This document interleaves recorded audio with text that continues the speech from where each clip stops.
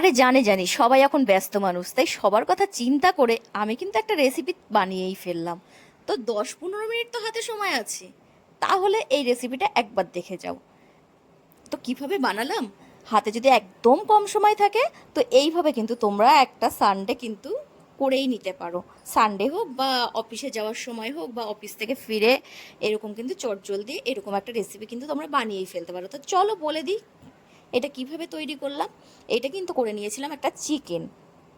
তো কী কী দিলাম সেটাই দেখো। প্রথমে কিন্তু কড়াই বসিয়ে শুধুমাত্র কড়াই, কিন্তু তখনও কিন্তু গ্যাস আমি ধরাইনি।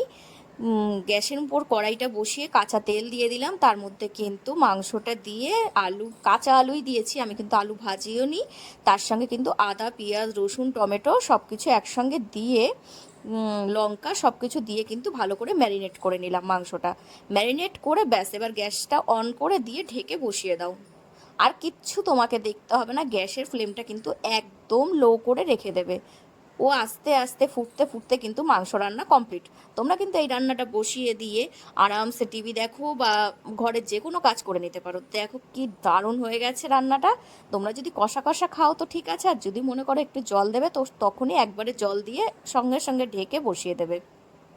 আর নামানোর আগে একটু কাঁচা লঙ্কা দিয়ে নামিয়ে দেবে, ব্যাস রান্নাটা কিন্তু কমপ্লিট। তো এইরকম রান্না একবার যদি বানাও তোমরা কিন্তু রান্নাটার প্রেমে পড়ে যাবে। আর কোনো কিন্তু কাঁচা গন্ধ বা কোনো বাজে খেতে যে এরকম কিছু লাগে না, দারুণ টেস্ট হয়। আর নামিয়ে নিয়ে একটু হালকা করে উপর দিয়ে গরম মশলা তোমরা যদি ছড়াবে মনে করো তো ছড়িয়ে দিতে পারো। খেতে কিন্তু দুর্দান্ত হয়। হাতে যদি মানে 10-15 মিনিট টাইম থাকে তো এই রান্নাটা তোমরা কিন্তু করে দেখতেই পারো। এখন কিন্তু সবাই ব্যস্ত মানুষ, তো তাদের কথা ভেবেই কিন্তু আমি এই রান্নাটা করলাম আর তোমাদের সঙ্গেও একটু শেয়ার করলাম। তো আমার পরিচয়টা দিলাম না, নমস্কার, আমি পারমিতা, কলকাতা থেকে। তো এরকম ব্লগগুলো তোমাদের কাছে কেমন লাগছে অবশ্যই কিন্তু একটু কমেন্ট করে যেও। আর যদি তোমাদের খুব ভালো লাগে তাহলে কিন্তু একটু বেশি বেশি করে শেয়ার করে দিও। তো আজকে করেছিলাম মাংস আর তার সঙ্গে বাঁধাকপির তরকারি, আর বাঁধাকপিটা করেছিলাম তেল ছাড়া। তো কিভাবে করলাম চলো তোমাদেরকে দেখিয়ে দিই। একদম কিন্তু তেল দিইনি আমি, কড়াইয়ের মধ্যে মাছের তেল একটু ছিল সেটাই আমি দিয়ে দিয়েছিলাম।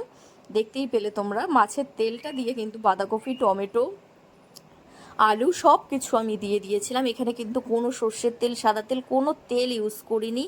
বিশ্বাস করো এটাও খেতে দুর্দান্ত টেস্ট হয়েছিল। তোমরা যদি মনে করো একবার করে বানিয়ে খেয়ে দেখো, দারুণ লাগবে, দারুণ লাগবে, কথা দিলাম।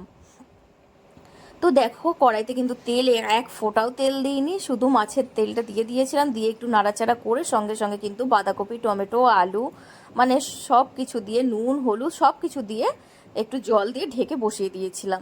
এটাও কিন্তু খুব চটজলদি রান্না, যে কষিয়ে রসিয়ে কিন্তু সবসময় তো আমরা রান্না করি, কিন্তু যখন খুব ব্যস্ত থাকি তখন কিন্তু এইরকমভাবেও তোমরা যদি করে নাও খেতে কিন্তু দারুণ টেস্ট হয়।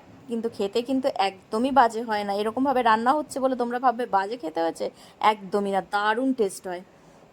তো দেখো আমি ভালো করে নাড়াচাড়া দিয়ে দিয়ে একটু কিন্তু নাড়াচাড়া করে আমি কিন্তু জল দিয়ে ঢেকে বসিয়ে দিয়েছিলাম। তো যেহেতু এখানে মাছের তেল পড়ছে, এমনি তেলের কিন্তু কোনো প্রয়োজনই নেই, আমি কিন্তু এমনি তেল এক ফোঁটাও দিইনি।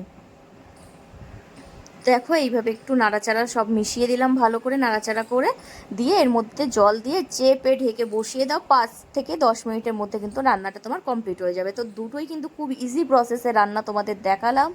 দেখো এই যে জলটা দিয়ে দিয়েছি, কেননা আলুটা আর বাঁধাকপিটা যাতে ভালোভাবে সুসেদ্ধ হয়। তো দিয়ে তোমরা কিন্তু নানান কাজ করতে পারো, যা যা ইচ্ছা তোমাদের, বা রেস্টও নিতে পারো, টিভিও দেখতে পারো, যা ইচ্ছা তাই করো। দেখো রান্নাটা বসিয়ে দিয়ে এইরকম চটজলদি রান্না তোমরা কে কে দেখতে চাও আরও কমেন্টে আমাকে জানাও। দেখো রান্নাটা কিন্তু আমার কমপ্লিট হয়ে গেছে। দেখো দেখতে যতটা সুন্দর হয়েছে এটা কিন্তু খেতেও দুর্দান্ত টেস্ট হয়েছে। বিশ্বাস করো একবার তোমরা বানিয়ে দেখো, তোমরা কিন্তু এই দুটো রান্নারই প্রেমে পড়ে যাবে। এতটা টেস্টি হয়েছে, খুব সুন্দর খেতে হয়েছে। আর মাংসটা তো ফাটাফাটি। তোমরা একবার প্লিজ বানিও। তাহলে চলো টাটা, ভালো থেকো সবাই।